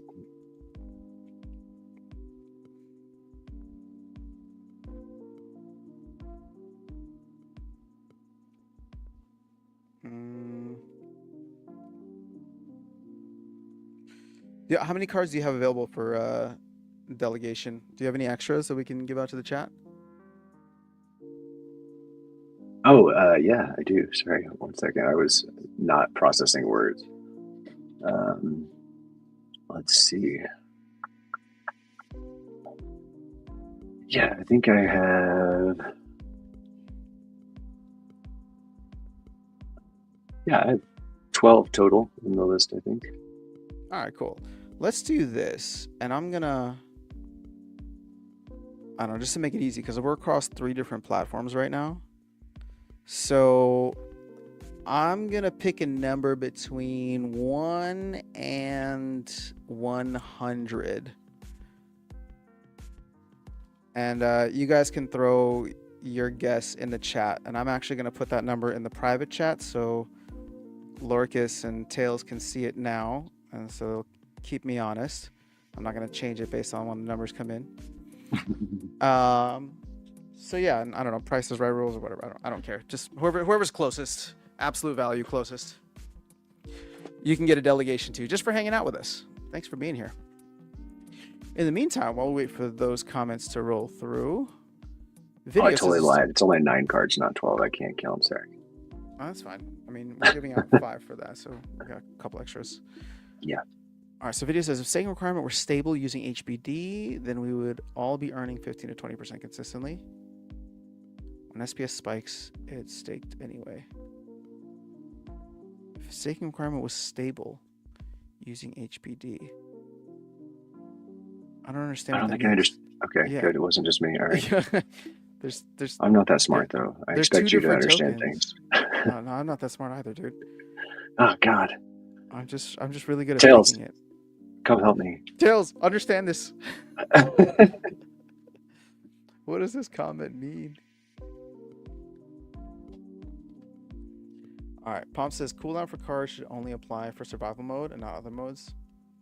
Yeah, it'd be nice if it was all separated out, but yeah, I understand why they did it, but yeah, that would be nice if we could use our cards everywhere and not have that cooldown. Keegs, I really don't like cooldowns reset. Yeah, I'm with you on that. Everyone is losing when they buy SPS at a high price. I mean, that's not just SPS. When you buy high and sell low, it sucks. All right, dude, Supreme Victory Students is the only one. He's gonna win by default. This is the only guess. It's a good guess. I like it.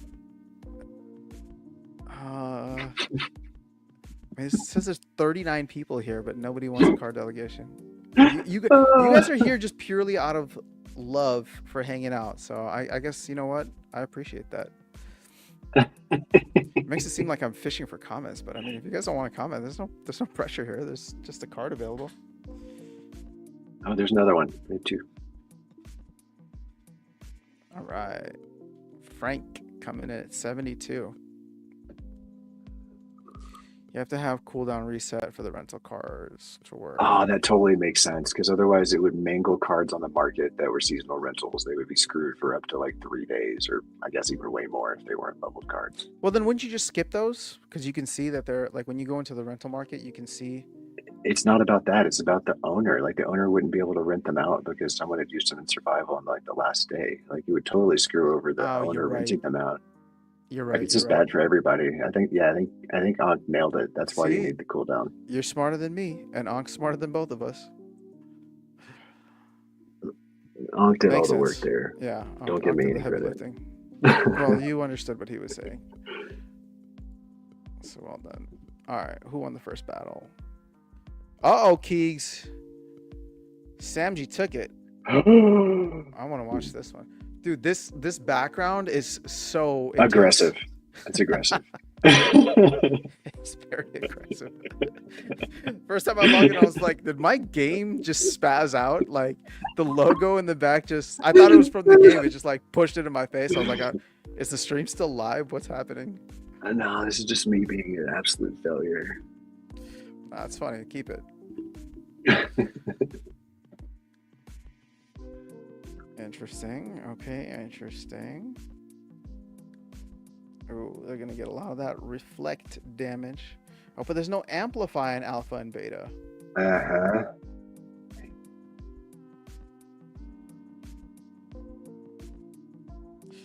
Yeah, you know what?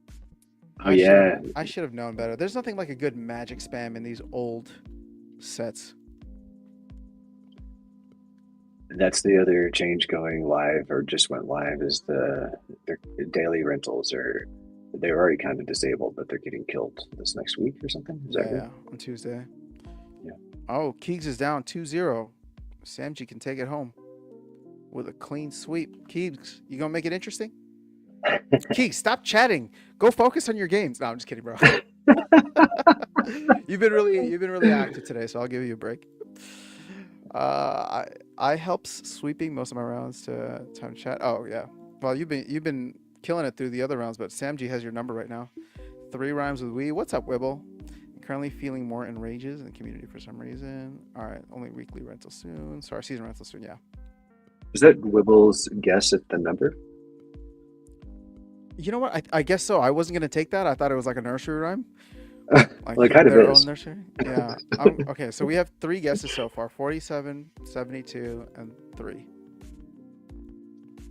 I think we're gonna close this up soon because it's 4:26. So you guys got another minute. You can guess a number between 1 and 100, and the closest number gets a delegation from Lorcas. Also, if you are in the top 5 and you have not told Lorcas what card you want, you'll probably end up with something random because I got to jump in a couple minutes here. All right, so we'll give it 1 more minute for people that want to grab a delegation.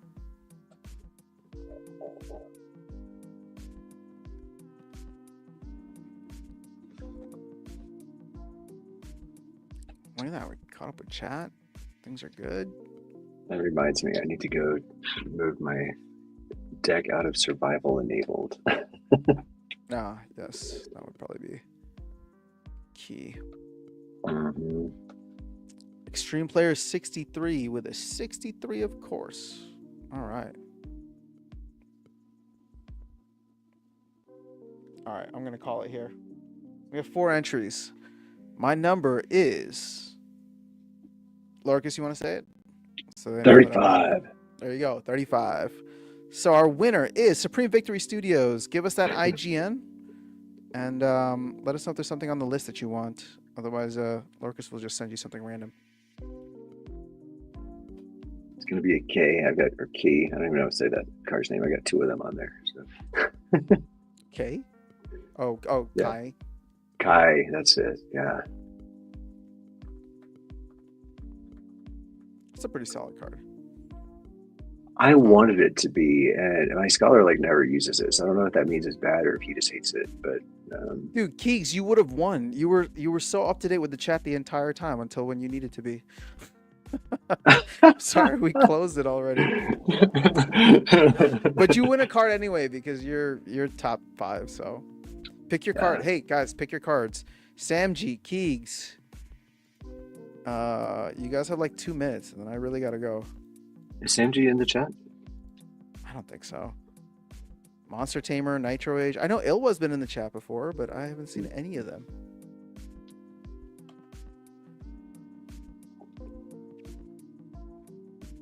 Your chill beats are very good today. You like this one? Cool. Mm-hmm. Yeah, we changed it. We changed it a little while back because somebody complained, so we're doing this one now until somebody complains about being tired of this one. Then I don't know.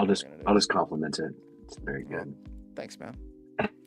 All right, his IGN is Eye Blast and Dealer's Choice. So there you go. Cool. Thanks, Supreme Victory Studios. Thanks for being here. I mean, if the others aren't here, are you just gonna send them random ones? Yeah, that's what I usually do. Cool.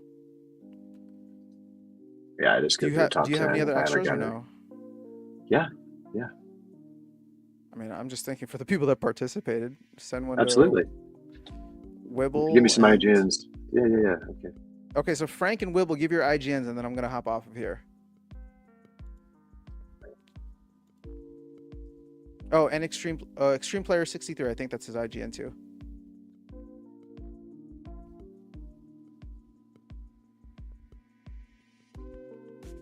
So Frank, Extreme Player 63, which I think is his IGN.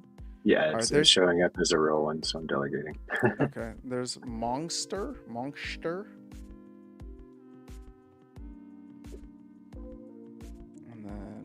I think Wibble is baby puppy. So you can do that one if Wibble doesn't respond. But that's all I got. Any final thoughts today? Tails, you want to close this out? Or start the closeout? Yeah, I would just say that I think things are moving in a positive direction, which is good because we need it right about now. I think, there's been talks that we might have another 3 to 6 months of a crypto bear market to get through still. Maybe longer. Is that maybe. bad for us right now, though? I want your opinion on that. Is that good or bad? Like, I feel like where we are right now, it may not be bad to be in a bear market right now. It's just bad for player sentiment. Yeah, Okay, I fair enough. mean, if you're still DCAing and you're still grinding and still stacking stats, I mean, it's more times better. When a bull market does come, I think the bigger fear is if there isn't an alt bull market, meaning that the Bitcoin pump was all we get. I mean, it's hard to imagine that with the current U.S. posture around cryptocurrency. But again, if the macro economy is garbage, then there's no sentiment that will save crypto. So we'll have to see. But in either case, I think what the team is doing are all positive things at this point, and that bodes well for us. So just, keep it in there, and we'll see where we go. Did you see that Bitcoin prediction story that was just all over Twitter today? I have not, no. There was some random ass trader back in November. He put out a poem and he put specific dates and I think specific prices or whatever. And the last one was March 14th. It'll close at 84,000. And yesterday at March 14th, 8 p.m. or whatever the time it was that the daily closes, it was at $84,012. Wow. And in his poem, he predicts that Bitcoin will go, if we do that, he predicts that Bitcoin will go to 444,000. So Snapper's 444,000 guaranteed. Bull market's on. So I'm sure if there were enough random X accounts creating poems out there from AI, one of them would be right at some point. So true. Well, he's not a random. I mean, I think he's some trader. He's just somebody known. But he made the prediction back in November, I think. So, but either way, you're right. When you throw out a bunch of predictions, somebody's bound to get one right. And for am I reading this as Frank saying that we're not in a bear market? I mean, have you looked at ETH? Have you looked at anything outside of Bitcoin's pricing these days? I mean, it's Bitcoin's not in a bear market. The rest, it's not great. All right, guys. Well, Lorcas, any final thoughts? Yeah, I really hope that there's some good things coming. I think I'm slightly less optimistic than Tails, just because I haven't seen the team has promised a lot of things that sound good, and I hope they can deliver on some of those. I think that would make me feel a lot better. I think that he's right, that it's headed in the right direction. I hope it gets there. Gotcha. Yep. I'm with you guys. Hope we can get there. Keeks says, hey, isn't my 41... Wait, Keeks, didn't you win something already? Are you trying to get 2? Is that what it is? But it was too late. That was the main thing. You had already closed. Oh, yeah. You know what? You were too late, Keeks. Sorry. And you already won one from the thing. You delegated him something, right? Yeah. He got Lorcas, the one he asked for. Oh, okay. Well, you got something already. Let's not get greedy, man. Lorcas needs these cards to kick ass in survival mode. So I do not. These are the ones that are for this. If Lorcas wants to send you an extra, he can. But thanks for being here, Keeks. Not trying to give you a hard time. All right, guys. Have an amazing rest of your weekend. I'll try to catch up with y'all soon. Tails, Lorcas, always good chatting.